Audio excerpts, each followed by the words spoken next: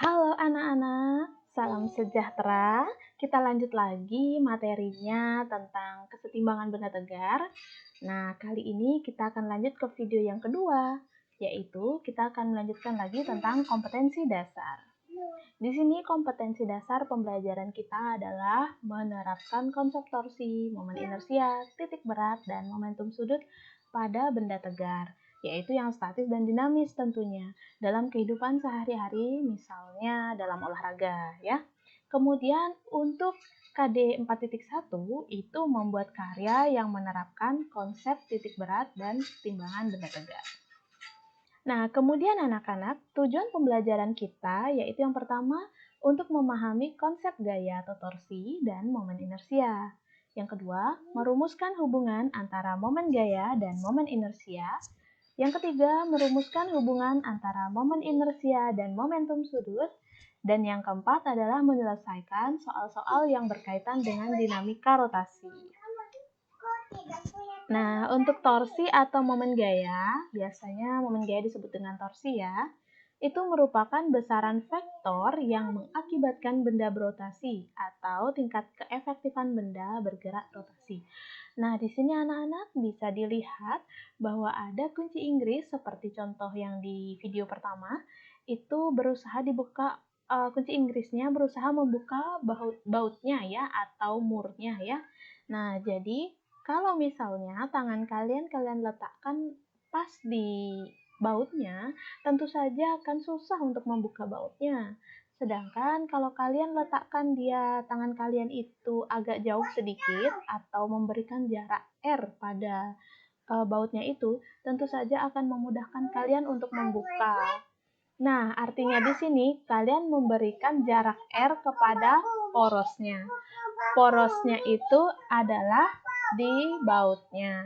Begitu ya. Oke, kemudian nah, misalnya contohnya seperti ini. Jika kalian memberikan jaraknya yang masih dekat dengan poros, maka akan lebih susah ya, atau memerlukan torsi yang sangat besar. Tetapi jika kalian meletakkannya agak jauh, seperti pada RB ini, tentu saja torsinya otomatis akan membesar dia ya, karena walaupun gayanya kecil, tetapi jaraknya besar, torsinya akan semakin besar. Sedangkan untuk yang ketiga, ini di RC, ini sudah jaraknya paling jauh dengan poros ya, jadi otomatis dia itu akan menghasilkan torsi yang lebih besar lagi. Oke. Nah, kemudian anak-anak, secara matematis, torsi itu dirumuskan menjadi tau sama dengan R dikalikan dengan F. Ya, di sini torsi ini berupa besaran vektor, anak-anak. Besaran vektor itu artinya besaran yang memiliki nilai dan arah. Jadi nanti pada saat kalian melakukan perhitungan atau membahas soal, kalian harus memperhitungkan kemana arah gerak gaya yang kalian berikan. Seperti di gambar ini tadi. Apakah diungkit ke atas ataukah didorong ke bawah. Jadi kalau diungkit ke atas, otomatis putarannya akan menjadi berlawanan arah jarum jam, sedangkan kalau ke bawah menjadi searah jarum jam. Ya. Nah, untuk perputaran yang searah jarum jam, kita sepakati bertanda positif, sedangkan jika berlawanan arah jarum jam, kita sepakati bertanda negatif.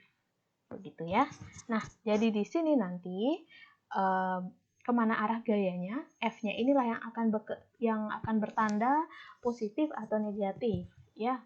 Kemudian ada satu lagi rumusnya, torsi, yaitu R dikalikan dengan F dikalikan dengan sin theta. Nah, kapan kita menggunakan sin theta? Sin theta akan kita gunakan nanti pada saat kita menemui permasalahan di mana gaya yang diberikan itu tidak tegak lurus. Ya, kalau seperti pada gambar ini, kalian bisa melihatnya bahwa gaya yang diberikan itu langsung tegak lurus ya, sama kunci Inggrisnya ini.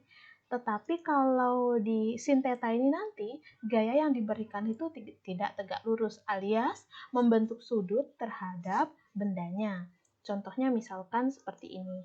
Nah, di sini ada F3 yang diberikan sudut 30 derajat atau dia membentuk sudut 30 derajat terhadap bendanya.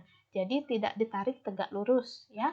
Seperti yang A, ini F1 di titik A itu tegak lurus, sedangkan di B itu F2 juga tegak lurus, sedangkan F3 itu tidak tegak lurus.